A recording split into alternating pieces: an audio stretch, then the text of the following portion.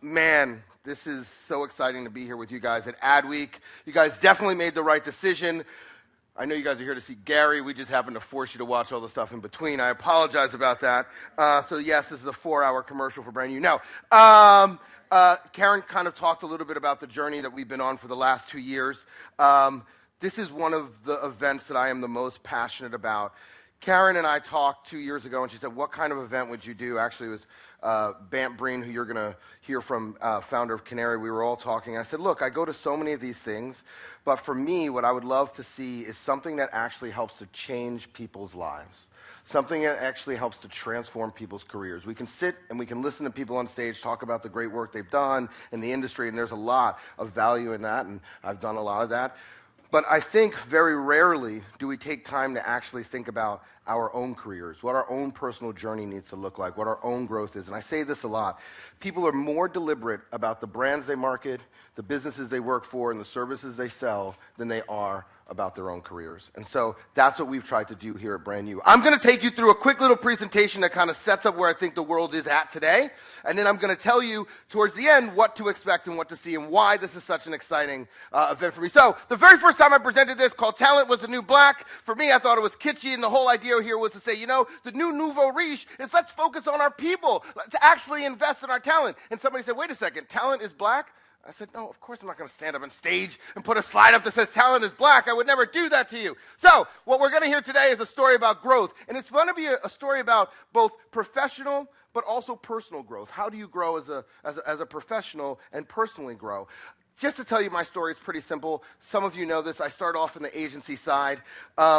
I worked at an agency that you're going to see present today, Reuter Finn. I was very blessed and lucky. I helped to co-found that interactive group. We built that for about 7 years. Then I left and I went to another agency. And I founded their practice, doubled their revenues in the first year, went from 40 to 100 people. But what I didn't see coming down the pipeline was this thing called politics. I had left a small family organization, and here I was in a big corporation. And overnight, all of a sudden, I found that somebody was actually behind, without me knowing it, was actually vying to have the group that I ran actually under their control. And then all of a sudden, my group was split. I had to fire. This was my first P&L that I had owned and run. I had hired some of my closest friends, and now I had to fire them. And I was sitting in my office, and I'll never forget, and I said, it was a corner office, though. Anyway, and I said, just putting that out there. No, and I said to myself, I will never let an organization have more control over my career than I do.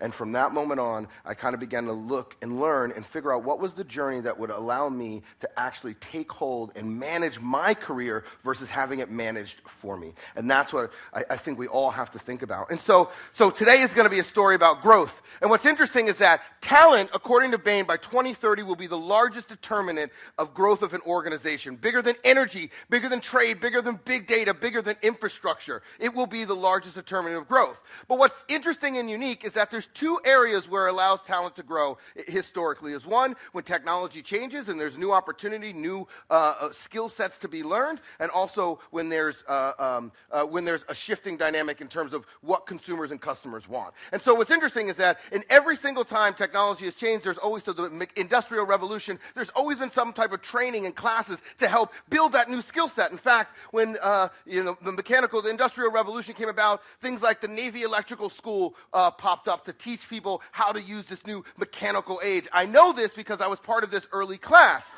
I was there. I saw it firsthand.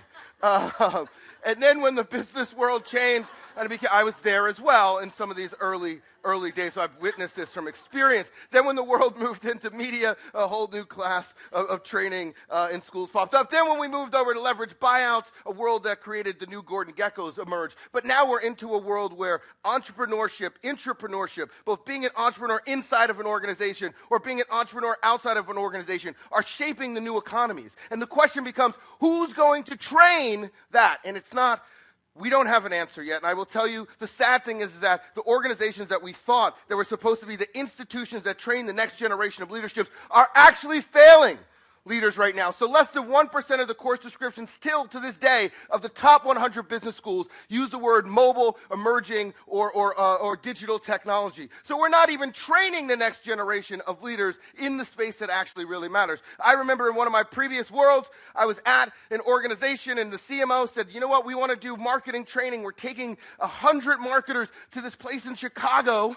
You could figure out which business school it was, and we're gonna. And I said, "Oh, great! Can I look at the curriculum?" 1 week they were going to be there. I look at the curriculum, and there was this is recent. There was absolutely nothing about digital. And I was like, "Well, what about?" They said, "No, digital. We want to train marketers on the basics." I was like, "The basics from when? The 20s? What basics are you talking about?" And so the fact that even the institutions that are supposed to teach us are not teaching us, and then when we enter inside of large organizations, they don't actually train. They talk about they want innovation, but in reality, all they want is incrementality. And I think this paints it best. If we train them, they will leave, but the big question is if we don't, they will stay. And so right, you're like, oh man, this guy hasn't been trained. Anyway, and so the point here is that how do we begin to think of our own careers and gain the knowledge and the wisdom that's necessary for us to grow? And I also think that there's an attack on talent that we've never seen before. Again, I think we're doing a disservice to talent inside of many organizations. And B, we talk about encouraging talent, but in reality, what we do is we stifle them. How many people have heard this? If you are not at your desk, you are not working. Everybody's heard that. That's the biggest fear. Oh my God, I got to get to the office because if they don't see me in this office, then it means I'm doing absolutely nothing. Well, the problem is there are more smarter people outside of that office that you go to every single day than sit inside of that office. And so how do we encourage people to actually get out to the world to experience? How do we encourage organizations to encourage that behavior, to understand that that behavior is necessary? I fought that my entire career. Was, well, where's Bonin speaking at some event? What they don't realize is that the sheer volume of people, plus it's fun, right? Oh, okay. Anyway, I'm playing hooky anyway. But the point is the sheer volume of people that then walk up to me afterwards and tell me ideas or show me new technology. I could never get that kind of fire hose anywhere else. So it kept my biggest fear every single day I woke up was becoming irrelevant. So I wanted to see where the future was and what was going on. I also think that there's a new talent economy, and I encourage you guys to expect this. So what's interesting is it's less about who you work for and who you work with. The people that you surround yourself with, the networks that you make, the connections that you make inside your organization are going to help propel you in that organization even more. The other thing I think is interesting is that we're not giving enough of the value creation back to people who work inside of organizations. So what we'll tell you is we'll go, oh, okay, here's the deal. Here's what we're going to offer you. You won't own any equity. We'll pay you very low. We'll give you a 1% raise, maybe, if you're lucky. And by the way, you're work for hire, so you can be fired at any time. Who's in? And people are like, what? What the fuck? Why? What's in it for me?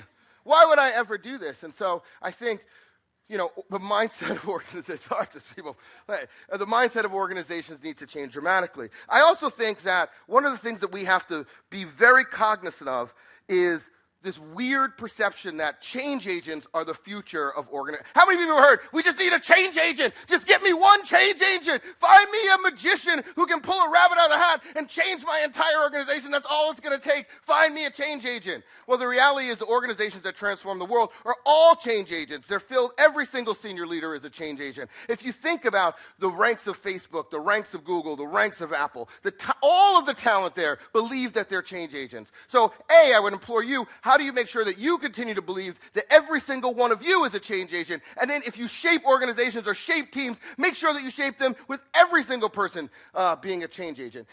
I also believe that it's important to unleash the preneur, I should have changed this, the intra and entrepreneur inside of each person. I think it's important for people to tell their stories. If you don't tell your story, nobody else will. And I also think it's important for you to, as much as you can, try to be a rock star. And the reason why I say that, people are like, oh, we don't need rock stars in our organization. And I said, look, here's the bottom line. You can't wake up tomorrow and go, you know what? I want to be a rock star and be one. No, you actually, have to have some level of talent, I guess. Although today anyway, well, that's a different story. B, you have to be able to create hits. things that actually matter to the world, things that actually move culture forward. And so when I talk about be a rock star, what I try to instill in people every single day, wake up to do something that hasn't been done. Move your organization forward. Do something that actually changes the way the industry thinks. Do something that actually changes the way your peer set thinks. Be a rock star. So at the end of the day, brand new events, Karen kind of told you where it came from. It really is this experiment. We're standing a flag right here. 2 years ago, we set a flag down and said, you know what? We are going to create the first ever talent accelerator. We are going to invest in people and help give them the roadmap to transform their lives, their careers, and their businesses.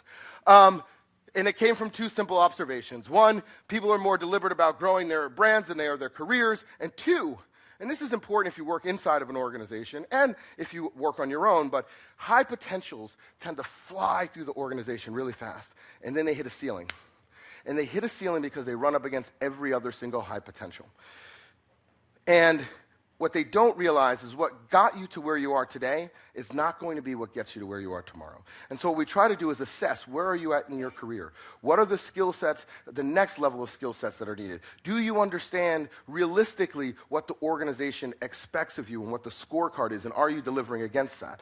Do you understand the buzz about you inside the organization? Do you understand how to communicate? Are you thinking about you as a brand? And I know it's a horrible thing to say, that people are concerned, but what is your professional brand? Every single person that you touch, you talk to, you leave an impression. That impression needs to be thought about. You really need to think about that. The other thing I think that's important to realize is that 80% of small businesses fail in the first 18 months. So if you're an entrepreneur, that's a very tough road. I think when people don't think about inside organizations, the bottom line is there are more elite athletes in the world than there are vice presidents at Fortune 100 organizations. And so if you think it's hard to become LeBron James, it's equally as hard to become a CEO of a Fortune 500 or a vice president. So just think about that. Most people, and the walls of these organizations are littered with people who never broke through where they believe they should have been. And I don't want anybody here to be that, or quite frankly, I don't want anybody in the world to be that. I think there's 4 key pieces. 1 is management of your reputation. 2 is figuring out how to communicate both internally and externally that has impact. 3 is building networks, billion-dollar networks. And 4 is driving innovation. And so I leave you with this, is that at the end of the day, you also need to think about being your own cheerleader, not just for yourself, but for your teams. But think about that. I think it's very rare. Because at the end of the day, what we aspire to is that we help you potentially become the next person on Time Magazine's Fortune 100 list. So today is going to be an amazing session of some of the best trainers and coaches, and some very, very inspiring panel discussions. So thank you, and I will hand it back over to Michael Schubert. Thank you, guys.